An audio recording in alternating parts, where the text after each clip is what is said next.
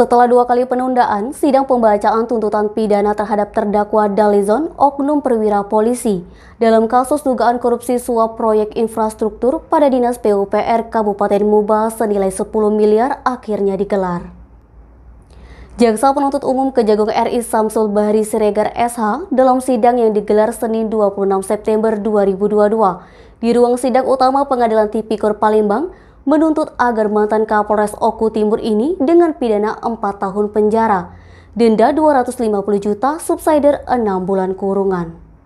JPU menilai bahwa terdakwa AKBP Dalizon terbukti secara sah dan meyakinkan berdasarkan fakta yuridis telah melakukan tindak pidana korupsi, sebagaimana diatur dan diancam dalam dakwaan ketiga JPU melanggar pasal 5 ayat 1 dan 2 Undang-Undang Tipikor. Selain menjatuhkan pidana penjara, di hadapan Majelis Hakim Tipikor Palembang diketuai Mangapul Manalu SH.MH, terdakwa AKBP Dalizon juga dituntut mengembalikan uang pengganti negara sebesar 10 miliar. Dengan ketentuan apabila terdakwa tidak sanggup membayar, maka harta benda dapat disita.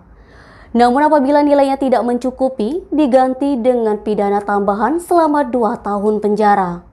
Adapun pertimbangan pidana menurut JPU, bahwa terdakwa mantan Kasubdit Tipikor Polda Sumsel ini berdasarkan fakta serta keterangan saksi di persidangan terungkap meminta jatah fee uang 10 miliar dari beberapa proyek PUPR di Kabupaten Muba tahun 2019 agar penyelidikan kasus dugaan korupsi pada Dinas PUPR dapat dihentikan.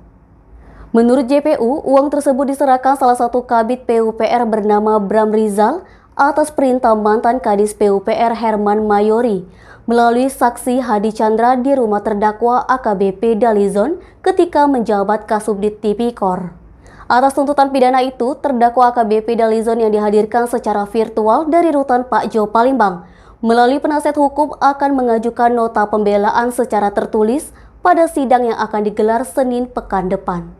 Fadli, Sumeko TV melaporkan.